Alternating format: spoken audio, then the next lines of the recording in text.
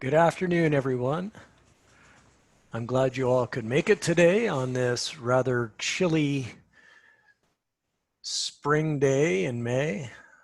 I understand it's snowing up in North Bay and north of here. My name is Steve White. I'm a clinical psychologist, and I'm also the professional practice lead for psychology at Brainworks in Huntsville. And these are strange days, aren't they? It's not only do we have snow in May, but we also get to hear about murder hornets, and we're we're all doing our social isolating, and we've got all this COVID-19 stuff going on. So I'm hoping today's webinar can help you, give you some tools for managing all these weird sources of threat that are going on around us right now. Just a few housekeeping items to begin with. You'll notice that this is a webinar format.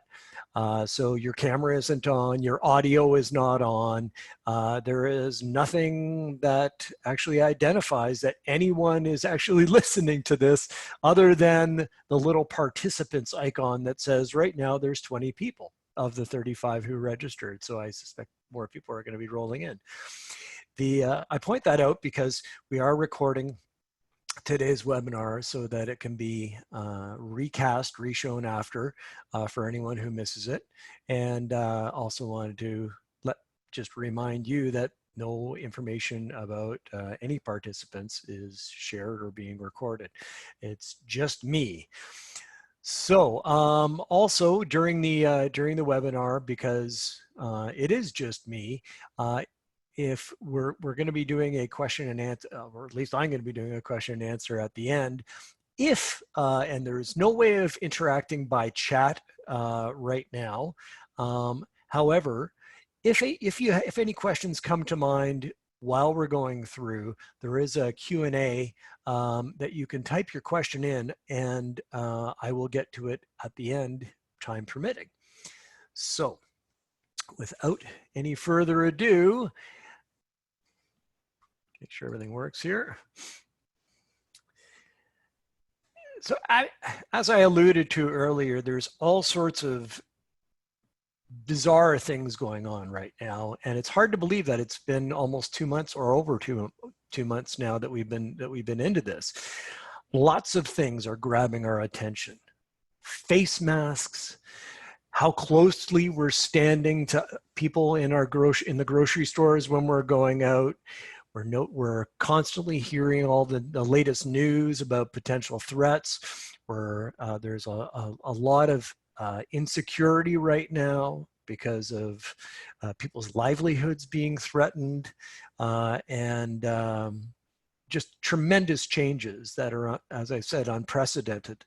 Our experience, how we experience the world around us from moment to moment, consists of thoughts, emotions that we have, physical sensations, as well as the things we see and what we hear. And our brains monitor everything that's going on around us. If for any parents there, even when we're sleeping, our brain monitors what's going on around us to a certain extent. And any parent who has been responsible for getting up and changing a baby's diaper in the middle of the night knows that they can be in a dead sleep, not hear anything, or better yet, one of the parents, the baby could be crying in the background. One of the parents manages to sleep through it, not hear it at all. But the other parent, the one who usually is stuck getting up with the baby to feed or change diapers, happens to hear it. While we go through our day-to-day life, we are monitoring, our brains are paying attention to everything. And our brains are actually wired to notice and pay attention to things that might be dangerous to our well-being.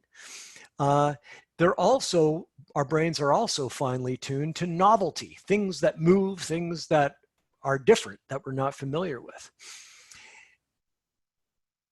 This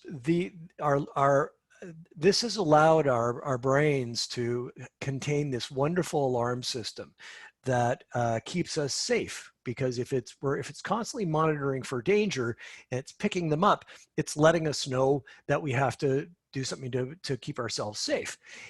This helped us evolve as a species. At the same time that we evolved, we got these giant outer brains and front part of our brains that allowed us to think and plan, reflect on what's happened in the past, think about what's going to happen in the future. And those thoughts about things that could happen or things that have happened can, if they are perceived as threatening to us emotionally, that sets the alarm off too. The same alarm that went off when I got bluff charged by a grizzly bear 20 years ago.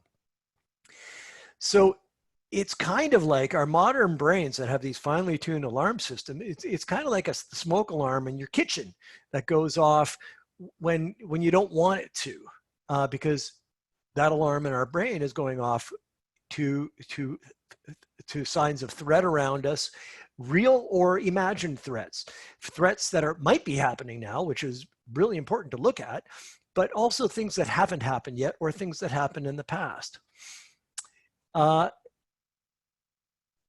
fact is, a lot of the things that set off that alarm aren't happening now, even though when we think about them, the alarm in our brains go off as though they were happening now. So what do we want to be aware of? Because this is title of this webinar is awareness, mindful awareness as a way of coping with COVID-19. So what do we want to be aware of or pay attention to? Well, we want to be aware of what's happening right now, what the things that are happening now. So what is in this present moment? And for anyone out there who's ever read anything about mindfulness or meditation or anything like that, there's all this being in the moment. Well, what's happening right now in the moment? What is this moment? Well, the present moment is made up, and this is going to maybe blow your mind a little bit. The present moment is made up of past present moments. Every moment that we have experienced throughout our entire life, like a series of dominoes or bricks that lay the foundation of a home, all of those culminated in what's happening right now in this moment. So what that means is when our mind's going back there, it's kind of like, is it real or is it Memorex? It's revisiting things that have happened in the past that are absolutely unchangeable. Done bun can't be undone, as they say. So this moment is made up, and all those past moments up until now lead us to where we are now.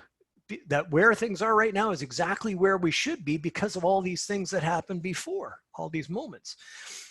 The future is made of present moments that haven't happened yet. So we have no control over the moments that happened in the past, although we did in the moment while we were going through them. But the moments that are in the future, we can choose what we want those to be, depending on what we do in the present moment. Because the present moment right now is our experience unfolding from moment to moment, and that's all there is. It's our life unfolding. So we can choose how to experience a present moment. Because that's all there is.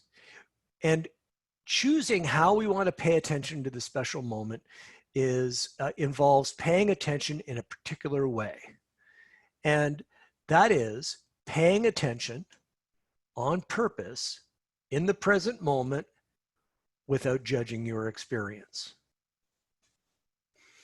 And this not judging thing is something that is really the tough part. Paying attention in the present moment is tough because so many things are going on to distract us from what our experience is right now. Thoughts about the past, thoughts about the future, all sorts of things, and we'll get to that. But not judging is something that's really tough as well. And not judging doesn't mean that you have to like what's happening right now. It just means accepting in the moment that it is happening. there's none of us are really enjoying COVID-19 and all the things that go along with it. We don't have to approve of our experience in the moment, but we have to accept that it is happening and we can't will it away.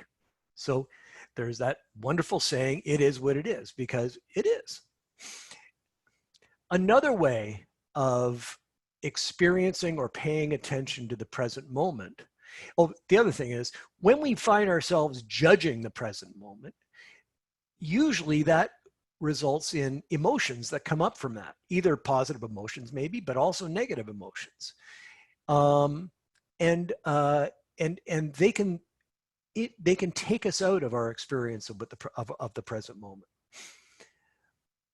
Another way of describing being aware in the present moment is described by Thich Nhat Hanh, who was a Vietnamese Buddhist monk, who described present moment awareness as embracing your present moment experiences in the energy of mindfulness with loving kindness and compassion.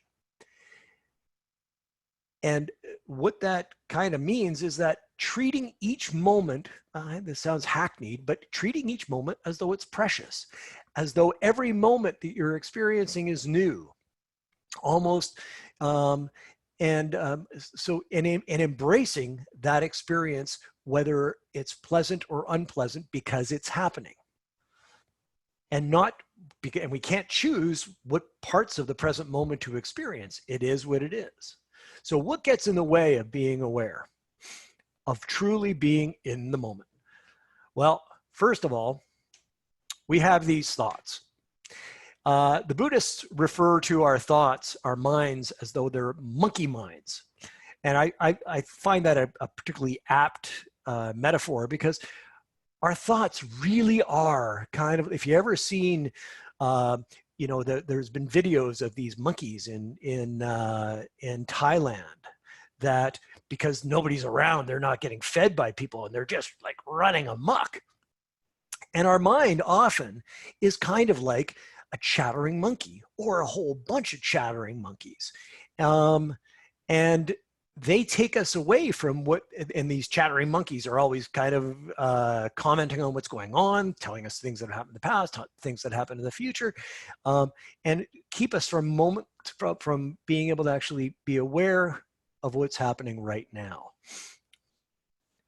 And arising from those thoughts are emotions, sensations that we experience from moment to moment that take us out of fully experiencing what's happening right now, external distractions, habits.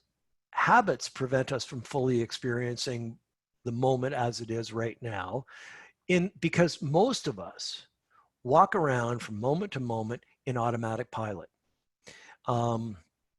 We're so used to doing things a certain way that we tend not to think about what we're doing. And that's good, because when it comes to learning new things or going through life, if every moment was you had to relearn it, if it's kind of like when you learn to drive a car, it takes so much attention, so much of your attention to be able to do that the more you practice, the more automatic it becomes, which is great. But when we live our life in that way, there's a lot of things that potentially we can miss along the way. So by being stuck in automatic pilot. So paying attention in this particular way, why bother? Because it sounds like a lot of trouble.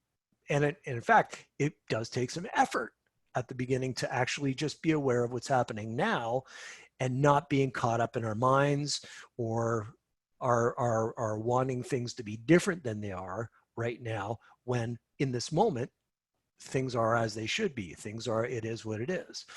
So why bother? Well, you might be surprised you might be surprised by what you're missing.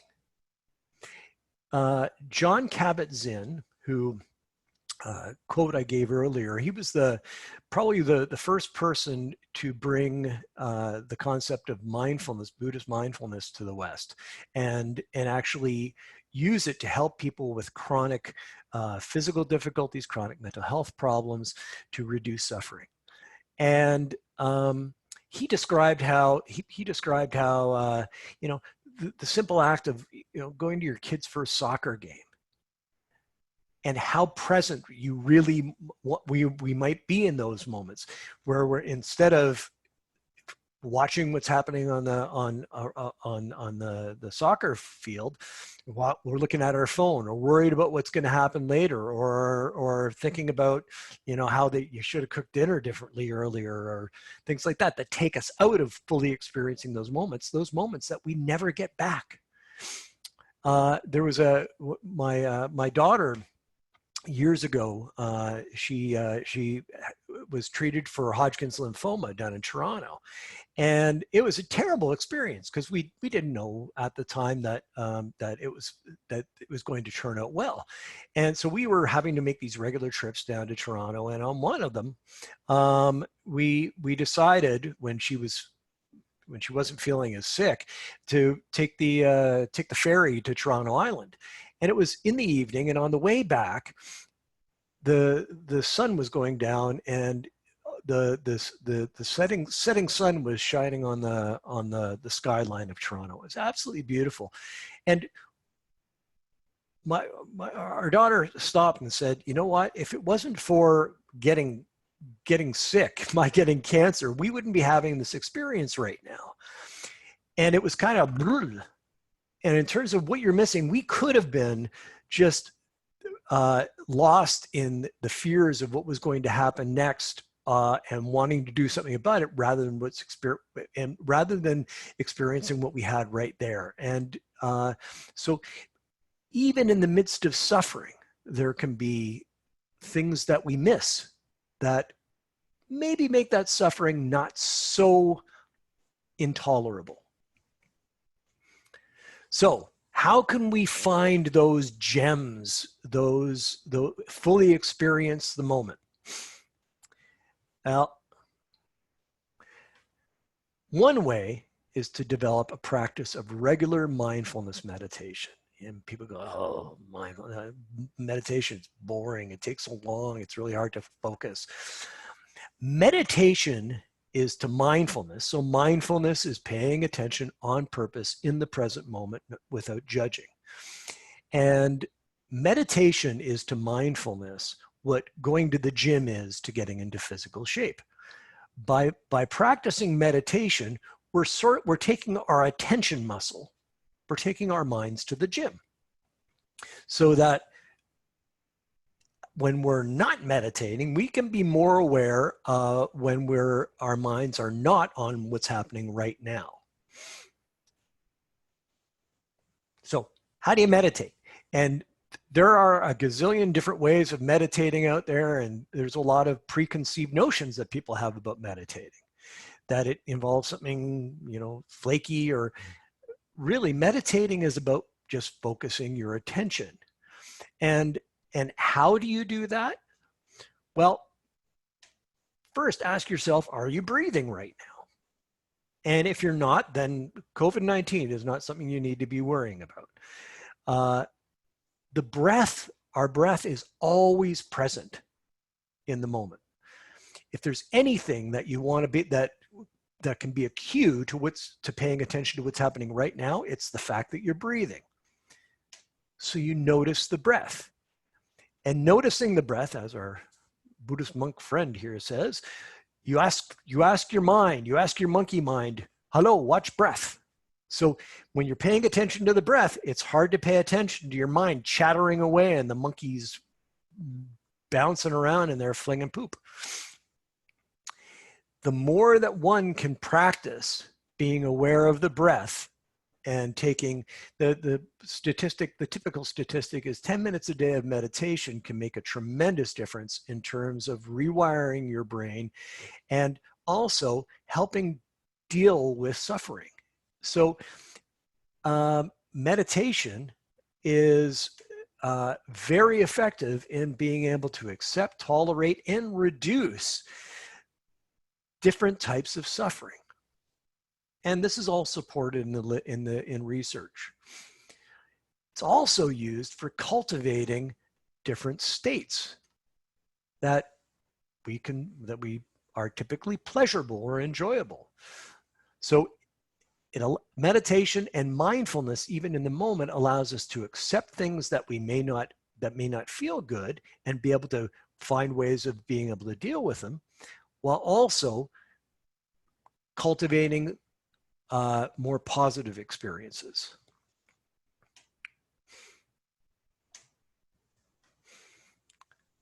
Another interesting little factoid about meditation, and you can probably all recognize our friend the coronavirus here, is that meditation, regular practice of mindfulness meditation, can actually enhance the immune system's ability to be able to deal with illness. And that's not like saying meditation is a cure for COVID-19, because it's not. Just like drinking bleach is not, or drinking Lysol is not. But unlike those, which there's nothing good that comes out of those, meditating can actually help your body fight disease and, in general, allow you to be more resilient physically, emotionally, and live your life more fully. Thich Nhat Hanh, that Vietnamese monk I mentioned earlier, described mindfulness he described living this way as the past may be a prison, the future may be a prison, if you're subject to regret, sorrow, fear, uncertainty. But when you focus your attention on your in-breath, you release everything. So one in-breath can set you free. And when you're free, your body has regained its power to heal itself, your mind also. Another wonderful quote from Thich Nhat Hanh: when you breathe in mindfully and focus your attention on your breath, you release the past, you release the future, you release all your projects, because your mind has only one object, and that is your breath.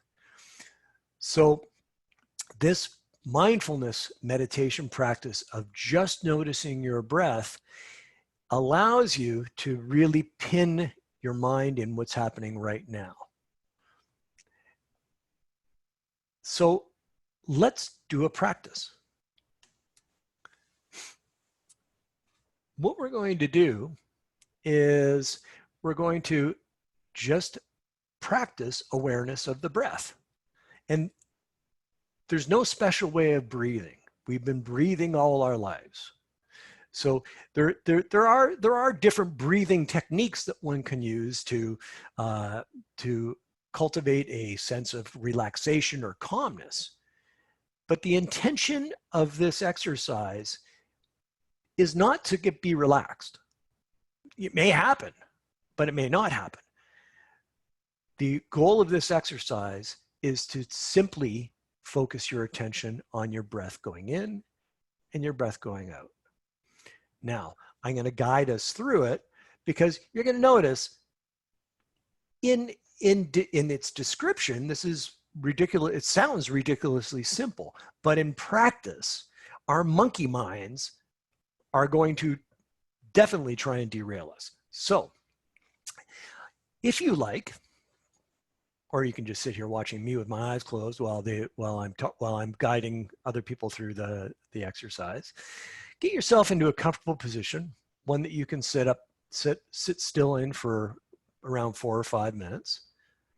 Allow your hands to go down at your side. If you're holding a phone or listening to this by the phone, then you can, hold it up to your ear. And if you like, you can allow your eyes to close, and there's going to be a bell that rings to start the exercise, and there's going to be a bell that rings at the end when the exercise is over.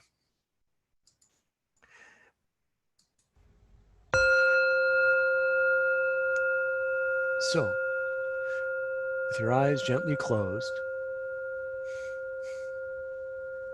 allow your attention to rest on the awareness of your breathing. The breath going in and the breath going out. Now, as I said, there's no special way of breathing in this case. Let your body naturally breathe the way it does normally. When we breathe in this fashion, our bodies take in only that which our bodies need and expel that which it doesn't need. And you might be aware of your breathing in different parts of your body. Some people are aware of their breathing at their nose, at their belly, the sensation of the belly going up and down or inflating, or the chest. Wherever you notice the breath is where you notice the breath. You don't have to experience it in any special way. Your breathing is your breathing.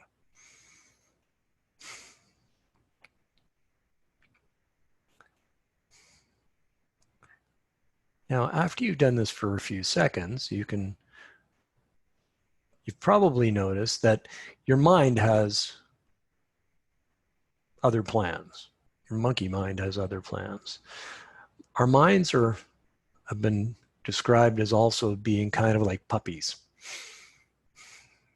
That ideally we want to help a dog learn, help our pets learn, a particular dog, never taken my cat on a leash, but ideally we want to have our pets learn how to be able to walk beside us without pulling away. And the way we do that is when the puppy starts to pull away, you pull gently on the leash and bring the puppy back. And that's just like our minds. If we have a mind, it will wander. So when it begins wandering, notice that it's wandered and bring it back to just paying attention to the breath. The breath going in and the breath going out.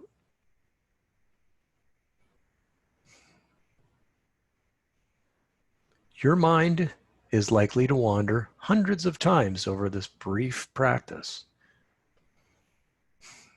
And the goal is not to keep sort of this steely focus on our breath, but to notice when our mind is off the breath. And when it is, calmly, without frustration, without judgment, noticing where your mind went and bringing it back to just breathing. If you notice thoughts, they're just thoughts. You can say, notice I'm thinking, and go back to just experiencing the breath. Almost as though you're tasting each breath as though it was your first.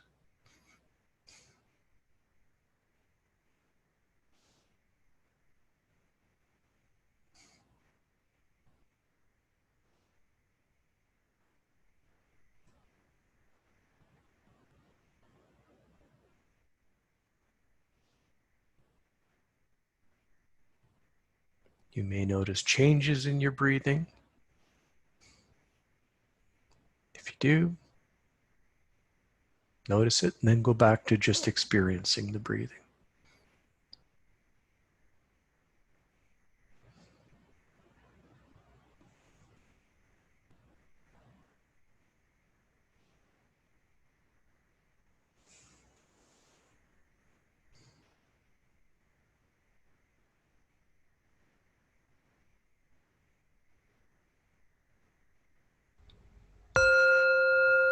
Okay. So, just out of curiosity, I'm going to try and make make use of this wonderful Zoom platform. I'm going to put a poll up. And while I'm going on here, I want you to answer this.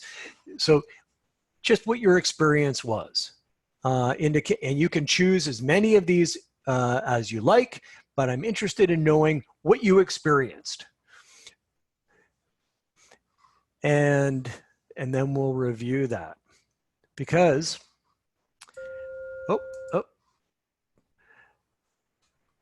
it's natural. See the, this, boy, if you can see what, I don't know if you guys can see what's happening in people's responses. You should be able to answer more than one question. And if not, I hope that didn't happen. So a lot of people noticing their mind wandering. And as I said, if you have a mind, it's going to wander. That just happens. The other thing is difficulty sitting still. When I first started practicing meditation, as a kid, I was diagnosed with attention deficit disorder. And that's by definition, your mind's going all over the place all the time. When I first started meditating, 2 minutes seemed like an eternity. The more I practiced, I got up to the point where I could do a sitting meditation, just being aware of the breath, for up to an hour and a half, and be able to sit still during it. Now, we're not used to that. That is definitely a skill, because when our body is regularly sending us sensations to tell us to shift and things like that. Interestingly, though, if you just notice those sensations and go back to just the breath, then what's going to happen is those sensations are actually going to subside. Glad to see that the vast majority of you, when you noticed your mind wandering, now probably a lot of you were distracted by my yapping, but that when you noticed the mind wandering, that you brought it back. It's basically like just healing the puppy back. Notice that 40% of you said it seemed shorter than 5 minutes. That was 5 minutes. If you had that experience that it seemed shorter than that, that means that you were probably being very successful at focusing your mind, because when we're focused on something, usually time flies. It's like you probably sat through a really cool movie, a movie that was just riveting, or reading a book that's absolutely engrossing and noticing that an hour has passed as though it was 15 minutes. So the simple awareness of the breath meditation takes quite a lot of effort at the beginning. And it's natural to get frustrated when your mind's wandering. However, I'm gonna end the polling. Thank you all for participating. I started to fall asleep, because I'll ask you, well, after this one, we'll do another one.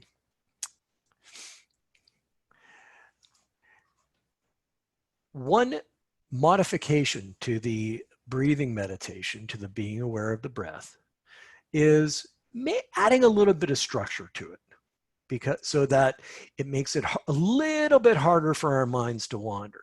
And the way we do that is by counting the breaths. Ever since we were little kids, or in popular media, if you're getting upset, count to 10. Well, this is sort of a variant of that.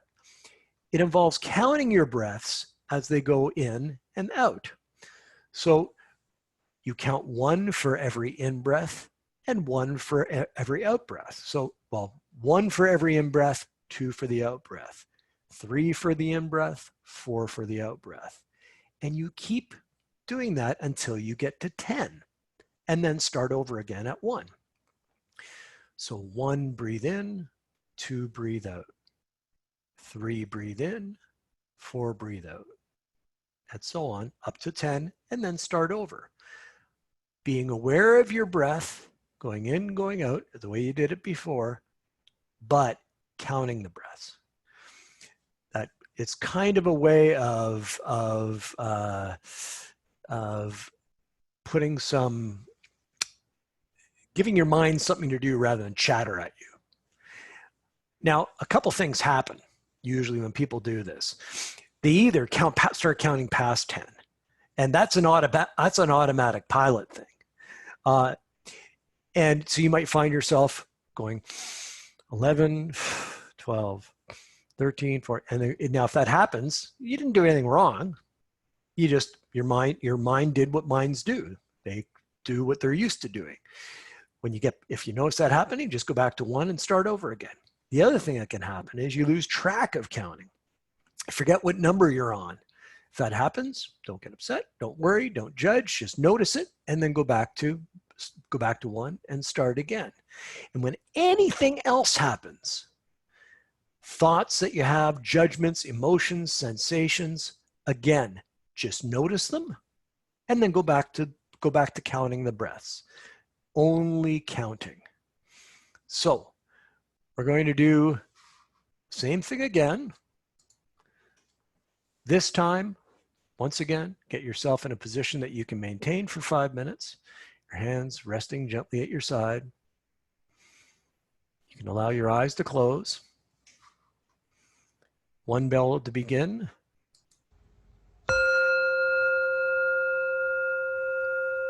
Now starting your breath. Start counting your breaths.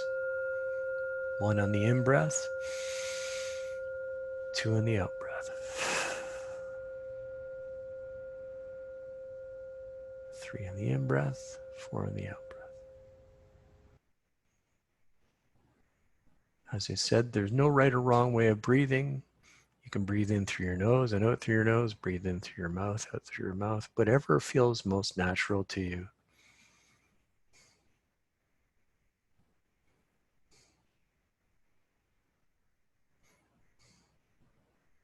When you get to 10, just go back to 1 again.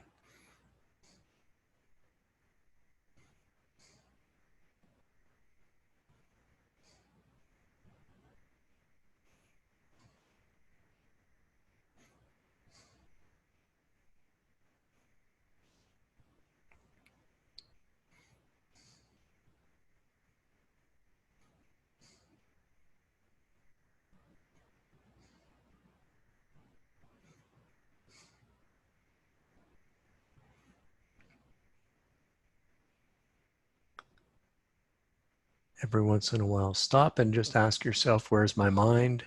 And if it's anywhere other than on simply counting the breaths, just gently notice where it's at and then just bring it back to just counting the breath.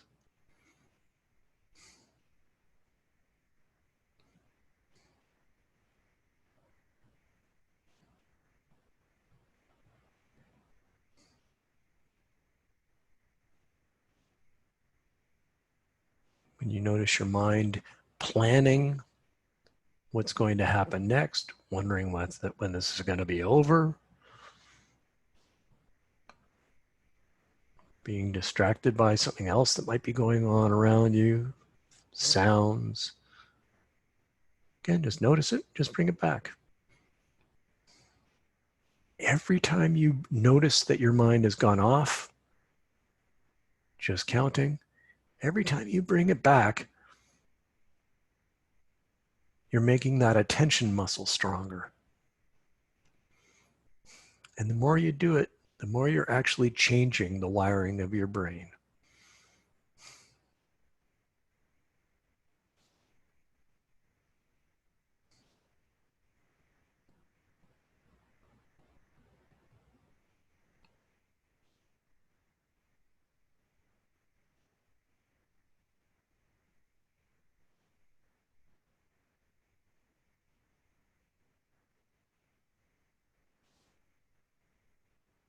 You might notice that your breath takes on a rhythmic, regular quality.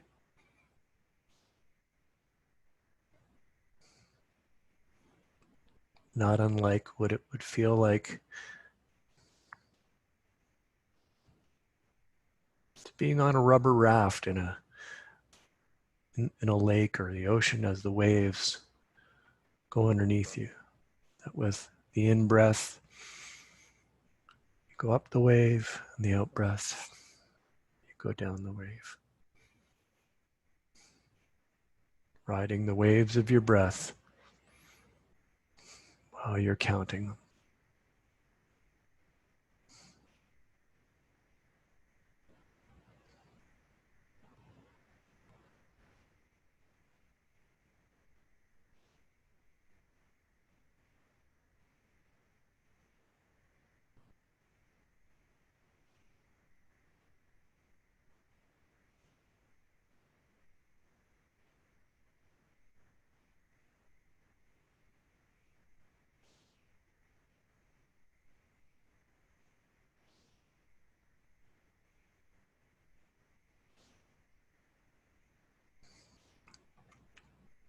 Probably notice other sensations. You might notice your heart beating.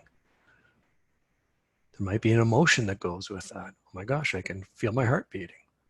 That can't be good. And then notice what happens when you think that, those kinds of things. Again, when that happens, just notice it. Go back to just counting the breaths.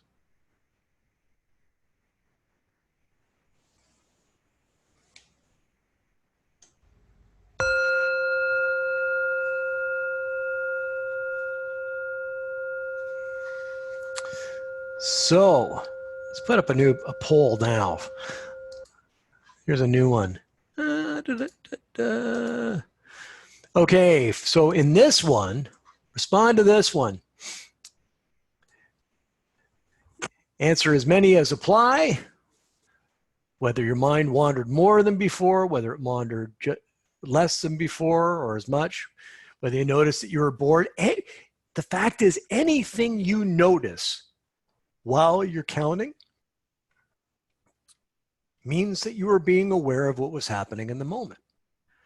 It's kind of hard, as long as you're noticing and then bringing it back, it's kind of hard to not do this properly, as long as you're being aware and accepting in the moment of what's happening, even if it's uncomfortable things.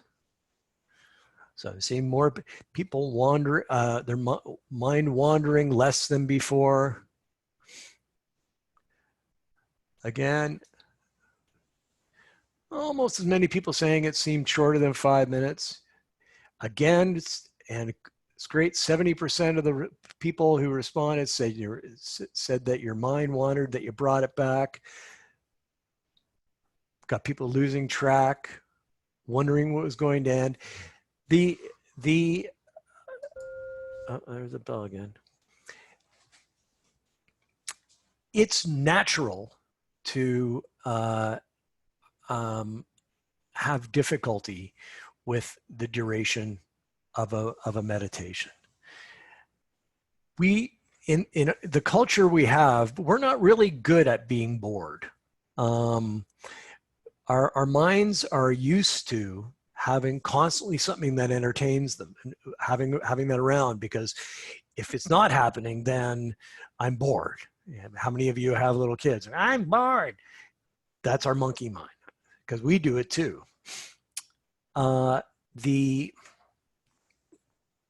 practice of mindful awareness in the moment, interestingly, when we pay attention and put all of our focus into putting all of our energy into experiencing what we're having right now, the moments tend to pass more quickly. Like we mentioned about time seeming to go faster than it was. It's also a way of dealing with boredom.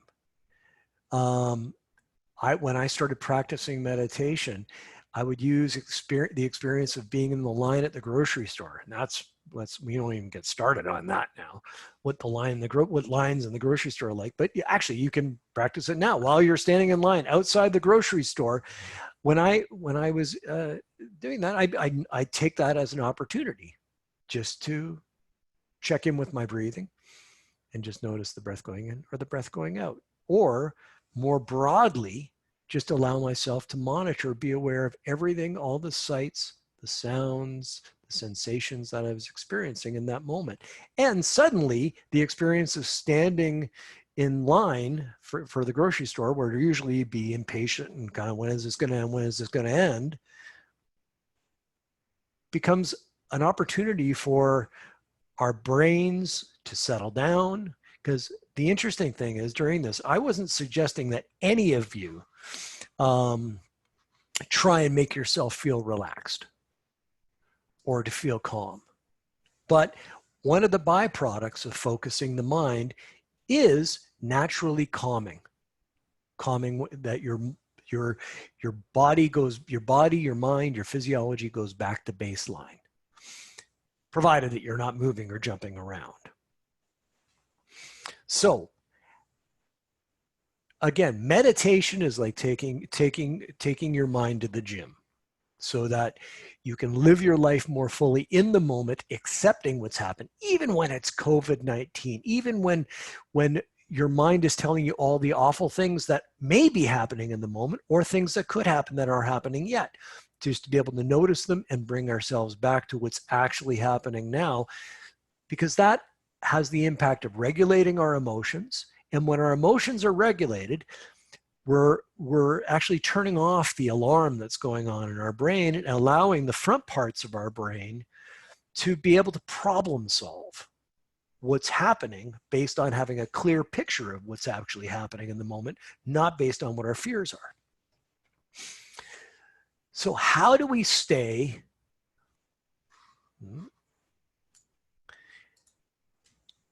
how can we keep ourselves more often than not anchored in the current moment, rather than going off on what hasn't happened yet or what is happening, or being stuck judging what's happening right now and saying it shouldn't be happening when there's nothing you can do to prevent it from happening because it's happening. So how to stay mindful in the present moment without judging more often than not? Well, any regularly occurring daily activity. And there's all sorts of things that happen as regularly as our breathing. And that we can take any of those things as a cue to stopping and saying, where's my mind at? What am I missing in this moment? And broadening our focus to be aware of the totality of our experience in the moment. And accepting it, whether we like it or not.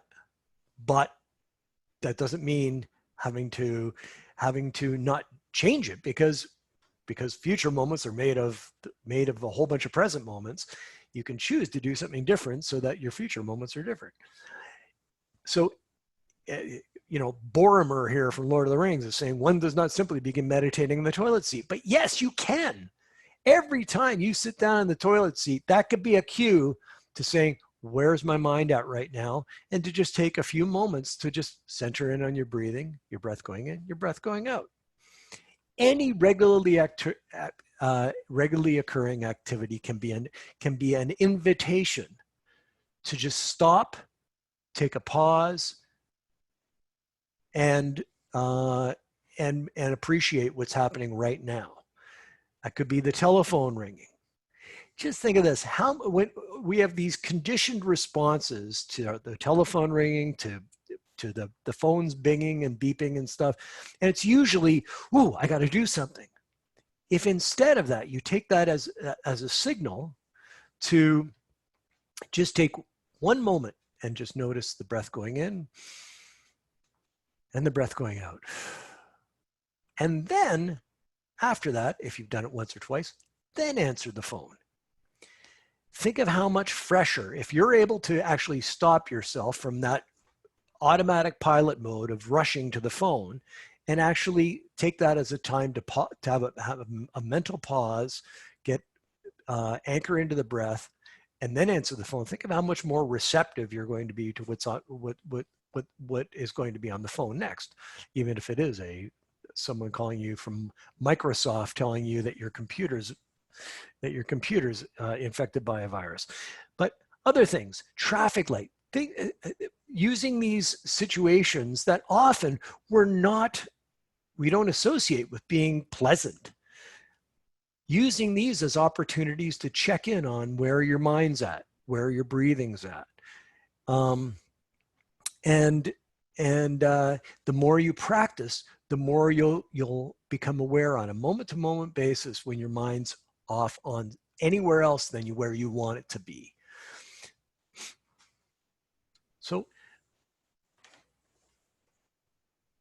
we had, there were both of those meditation practices were meditations that focused on the breathing.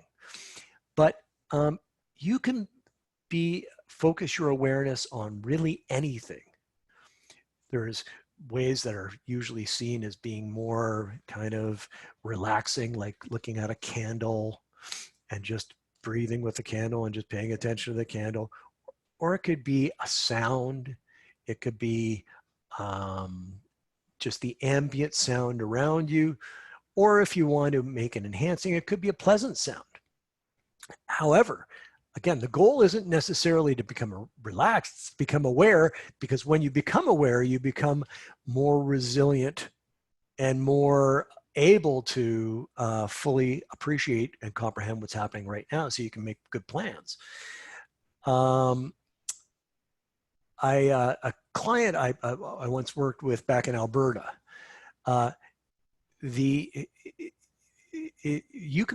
can focus your awareness on something that on purpose, on something that's unpleasant, but focus like a laser beam on it, and then notice what happens. One thing that this client, when we were practicing cultivating a mindfulness practice, was she picked a musician that she really didn't like, and it was Eminem, and picked the song from Eminem by Eminem that she disliked the most, and then practiced only being aware of the sound of the music as it played, and focusing in on that without judging, and just noticing the sound of the music. And she found, ironically, that she became relaxed. Another thing that I used to do at a chronic pain clinic that I worked at was for people who are experiencing chronic pain, discomfort in some part of their body. The natural reflex of the mind is to try and shy away from that. I shouldn't be feeling this. I don't want to feel this. When you allow the mind to settle in on a sensation, even an unpleasant sensation, and focus on it, like as though under a microscope, and breathe with it, you'd be surprised what happens with that sensation. For many people, the sensation weakens. Sometimes it even goes away because you're focusing like a laser beam on it, and you're also that also has the impact of calming your mind. So it is possible to have pain, but not necessarily have as much suffering that goes with it. So we're going to do a final practice, and that's awareness of sound. And I'm going to give a sound to be aware of, and I'm going to shut up during this because I've probably been distracting. And all I want you to do is same thing, get yourself into a position that you can maintain, comfortable position, and allow your eyes to close. One bell to start, and there'll be a bell, actually it's going to be bell over and over again. The goal of this is to simply put all your attention on hearing.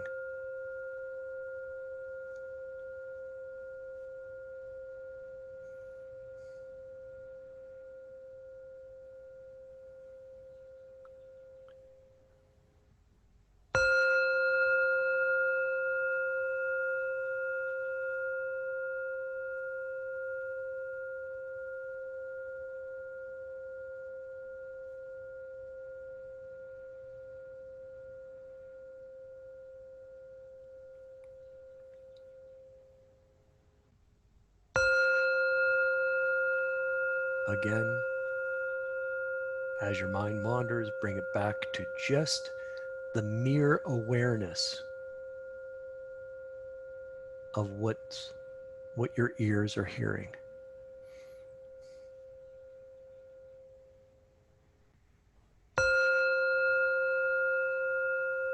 That doesn't mean thinking about what you're hearing. It just means the raw experience of just simply hearing.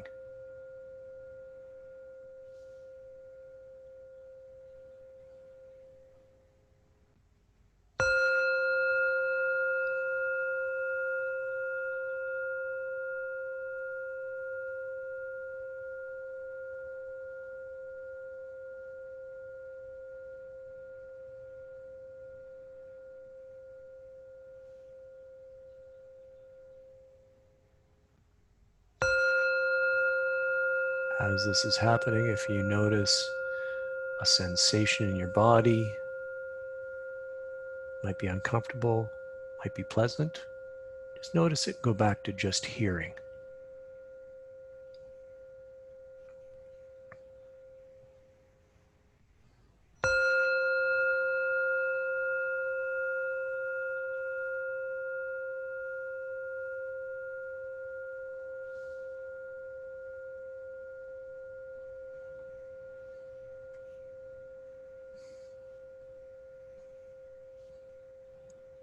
Giving your mind and your body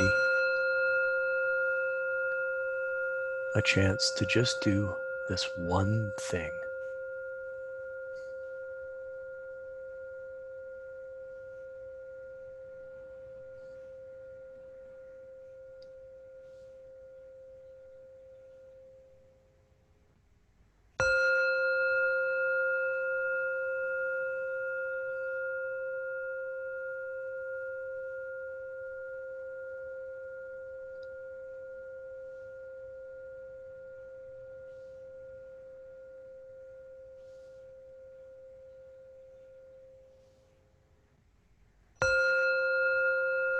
Did your mind wander again? If it did, just bring it back.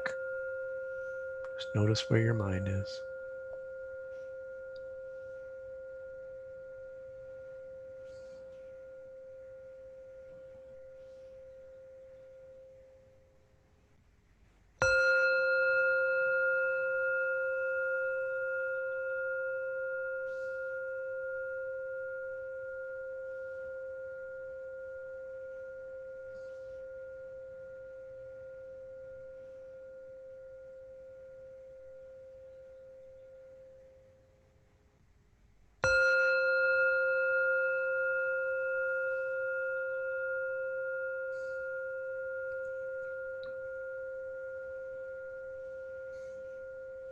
If you find yourself judging your experience, instead, just notice it, it's a judgment, and go back to just hearing.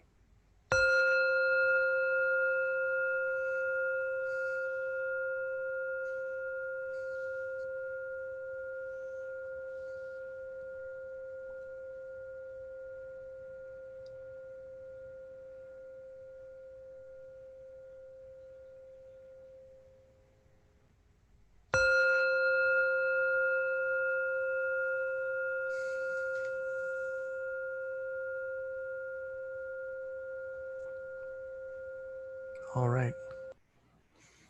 Good job. So before we get to the question and answers, there are, if you're interested in developing a meditation practice, there are plenty of apps out there. Insight Timer is one that I started with years ago, but there's Headspace. There's a whole bunch of them on the Google Play Store and the and Apple's App Store. I mentioned about John Kabat-Zinn earlier, and he was the founder of mindfulness-based stress reduction, and it's an evidence-based use of mindfulness practice to be able to manage chronic illness, chronic pain, and chronic emotional difficulties. There is an online version of it that it's free. It follows the same curriculum as, or much of the same curriculum as the mindfulness-based stress reduction clinic at the University of Massachusetts Medical Center. There are also, I could have listed all sorts of different resources, but there's a PDF, and I'm going to, at this moment, I'm going to paste these links into the chat window. I'm going to enable the chat and paste these links so that you can click on them and then save them. You just go. I'm going to paste these right here.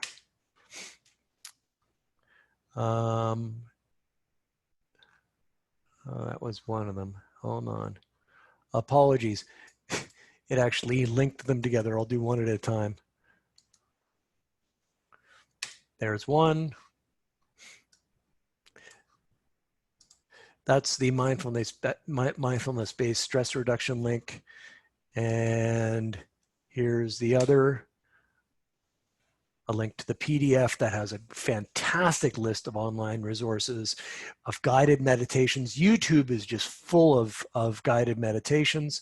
There's no right or wrong way of doing it, but as I said, if practicing meditation is like taking your mind to the gym so you can live your life more fully and be more resilient and to deal with the kinds of things that are happening right now, as well as to find those gems amongst the suffering that that we otherwise would not be noticing.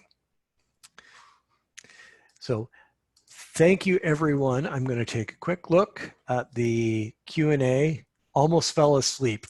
It's true. Now, that just before we end, that counting breaths meditation, it's also an excellent exercise to help you fall asleep at night. So you can practice it then, and you'll notice if you're using it to help you fall asleep, when you start losing track of numbers or start counting past 10, that's actually a good sign that your mind's starting to fall asleep. So once again, it's like giving your monkey mind something to do instead of think about all the things that are going to keep you awake. And if you can do that, then your body just naturally and your brain just naturally goes to sleep. Thank you, everyone. Be well.